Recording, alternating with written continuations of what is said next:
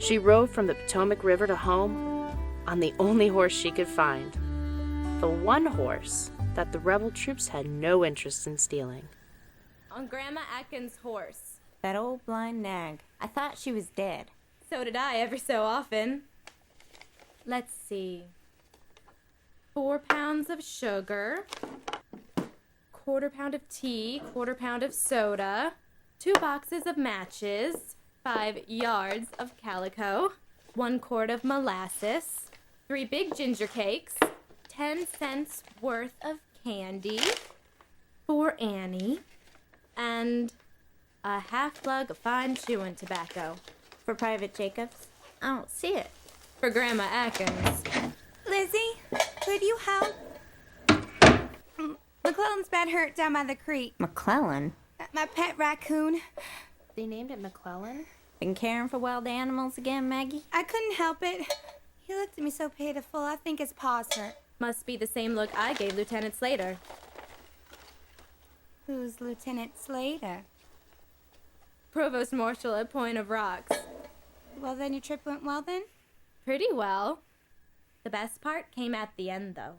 The nicest looking officer rowed me back to shore, and he said that he thought I was quite pleasant. And I didn't bother to tell him any different. Then he said he might call upon me next time they camp here. He did? Oh, so exciting. Camp here. That ain't likely. Well, it will be when they know Waterford's for the Union.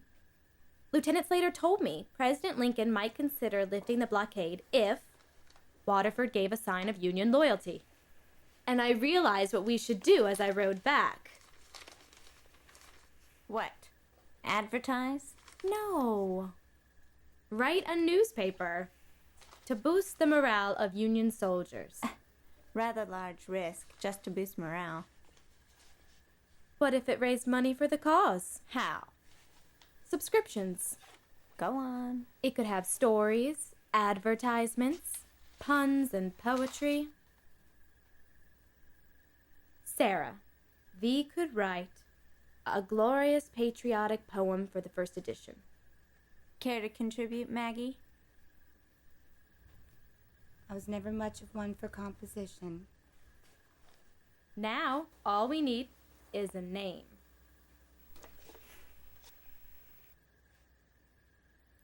How about the Milltown Muckraker? I warned you. The Union Herald. That's taken. The Union Angel Messenger. Just name it after Father's old paper. The Waterford News. Ain't that the abolitionist paper that he was jailed for? That's right. Do you really want to bring attention to yourselves in that way around here? Maybe we should go look at that raccoon. Lizzie? I'm sure he's right where I left him. He's been padding around circles for quite a while now. McClellan. Such an apt name. What was that?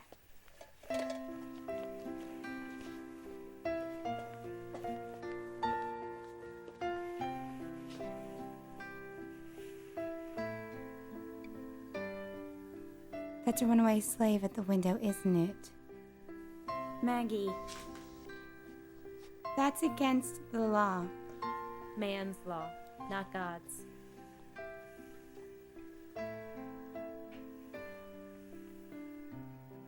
I'm not gonna stand in your way. It's just that I'm afraid for you. She's right. What happens when the paddy rollers come through? Don't we have to tell them the truth? You can't weigh a life in words, Sarah. There's no need for disunity, Sarah. They come to the window in the dark. We hand out the bread and gold with no conversation. That way, when the paddy rollers do come, we can honestly say that we have not seen or spoken to anyone. But Lida, that still doesn't seem safe. It's time to change Edward's bandages. Maggie, General McClellan's just gonna have to wait a few more minutes.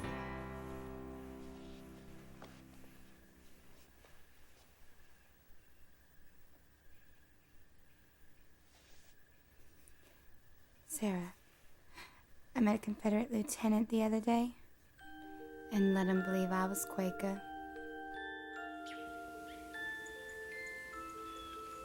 Good afternoon, miss. Good afternoon. Could you direct me to a public well?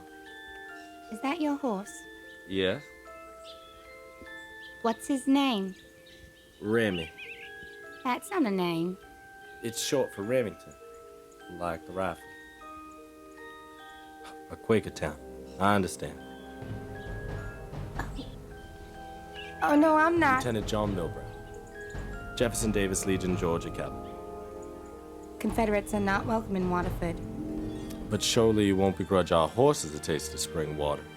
No, they do not choose their masters. Yet I find that they are loyal to a good master. But they will not fight for him. I'm forced to disagree. There are times I believe my horse would take up the sword and fight for me if he could. Pity then that he cannot fight in thy place. When I leave the fight, miss, they'll count me among the dead. But until then, as Lord wills, well, I'll give my best. I admire thy dedication, though I cannot choose to admire thy cause. Well, then I find myself at least halfway admired, which is more than I'd expected, though not all I could hope for, miss. Remy, this isn't going well, is it? The Friends do not use titles. My name is Margaret Loden. Maggie, actually. Why? I don't rightly know. It's just that sometimes I'm here and I feel like, and then I go home and I don't. I wish I'd have their courage. Make up my mind. Half be enough for the both of us.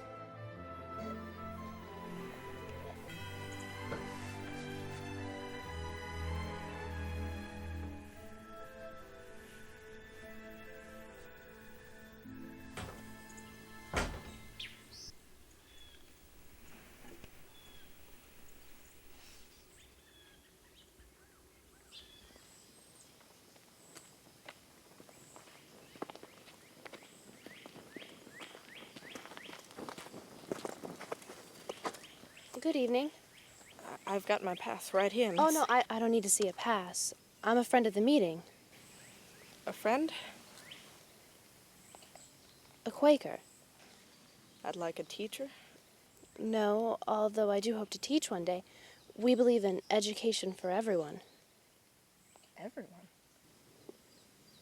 Everyone? You mean you might teach everyone to read or write?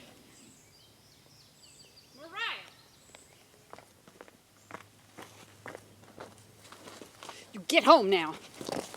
What are you doing talking to that Quaker? To teach a slave to read or write was against the law. But then I heard Lida's words. Man's law, not God's. And I was determined to do better the next time.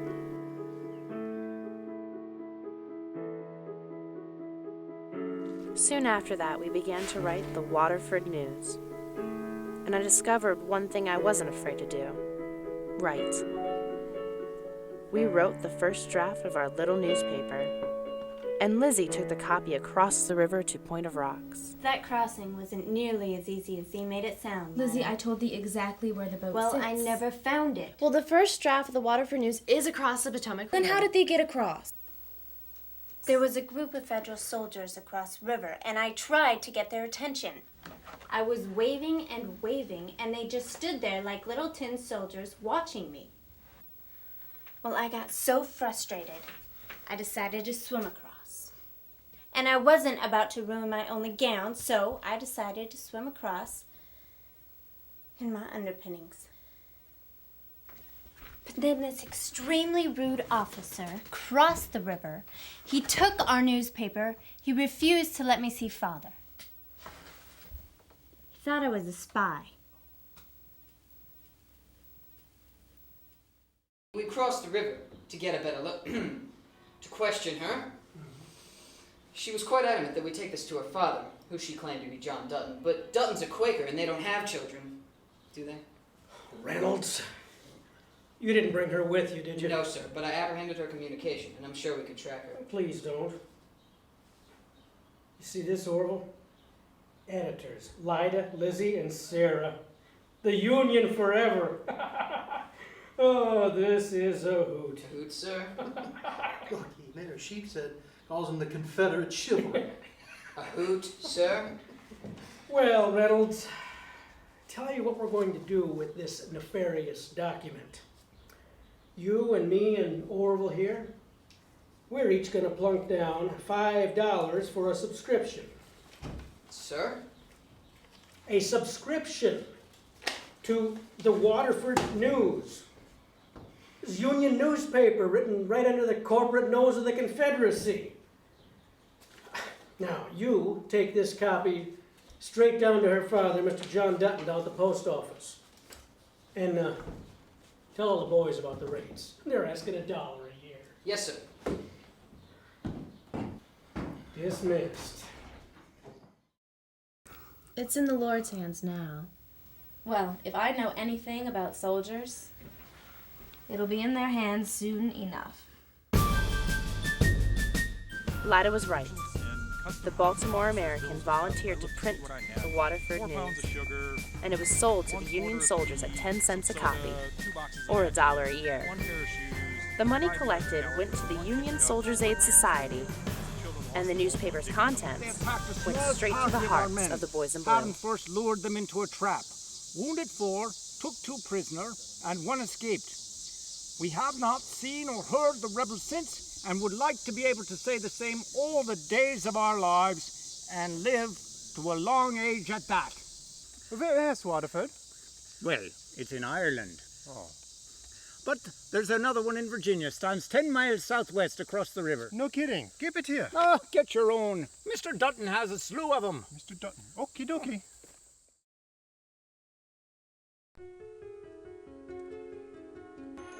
Life moved forward, and we applied ourselves to the task before us. We wrote our newspaper and managed our chores.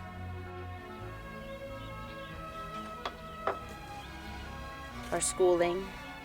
But who shall see the glorious day when throned on lion's brow? Our hospital.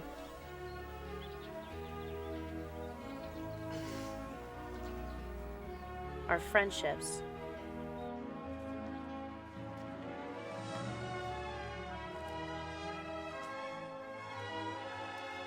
And our hopes for peace.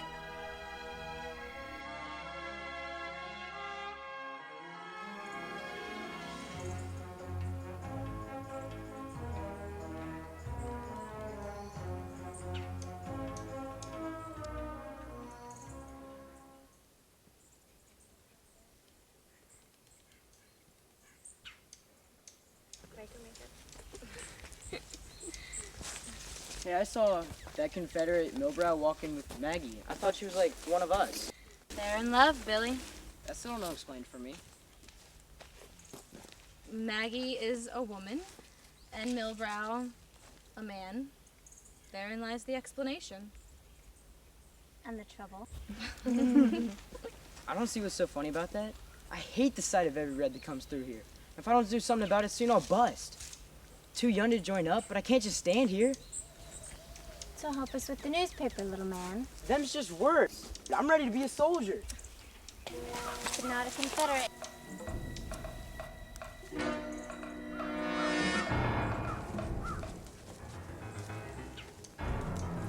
Go, I'll be on Lida. There. Yes, sir. I don't know you. That's right. Who are you then? John W. Hutchinson. You heard of McNeil's Rangers? Hell yeah. What you doing up this way, Johnny? I just told you. Is that your horse over there? I reckon so. Why ain't you on him then? 'Cause I got off it. How come you in the woods? I ain't in the woods.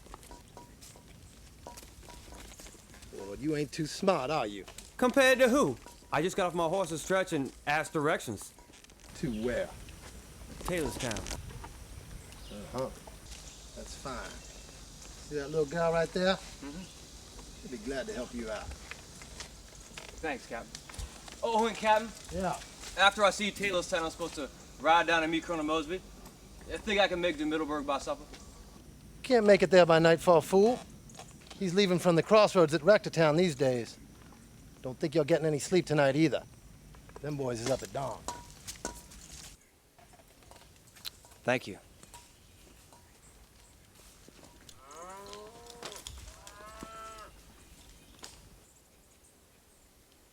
Pardon me, miss. Could you direct me to the road to Taylorstown?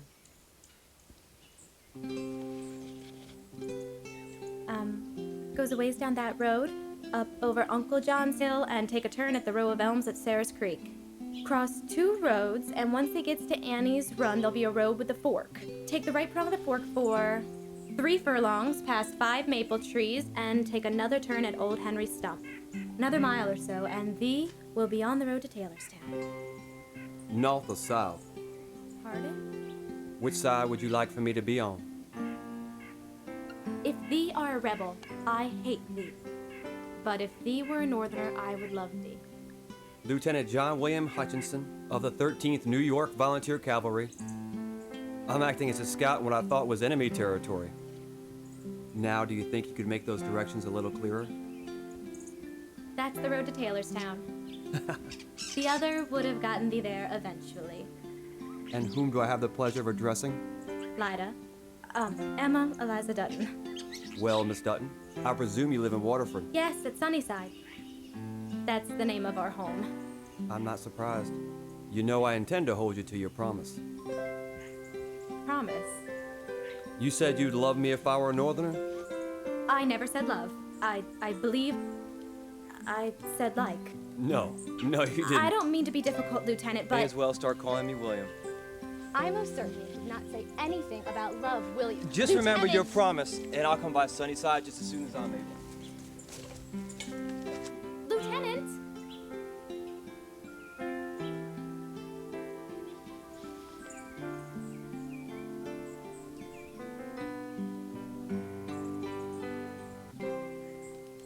He is the most beautiful wish I ever made. And that is how Lida's 18th birthday wish came true.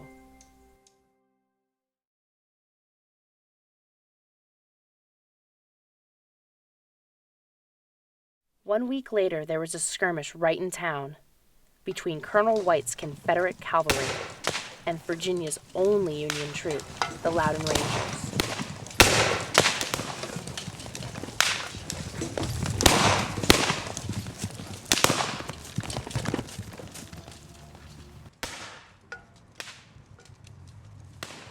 After the fight, we ran out of our homes to see if there were any wounded.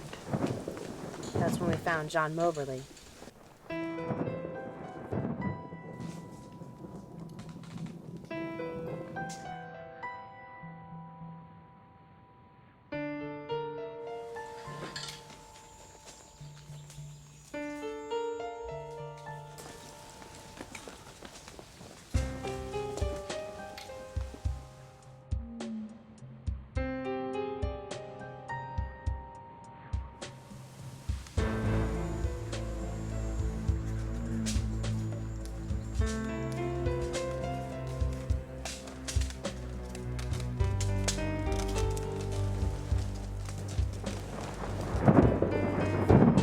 Bessie never barks unless she bites.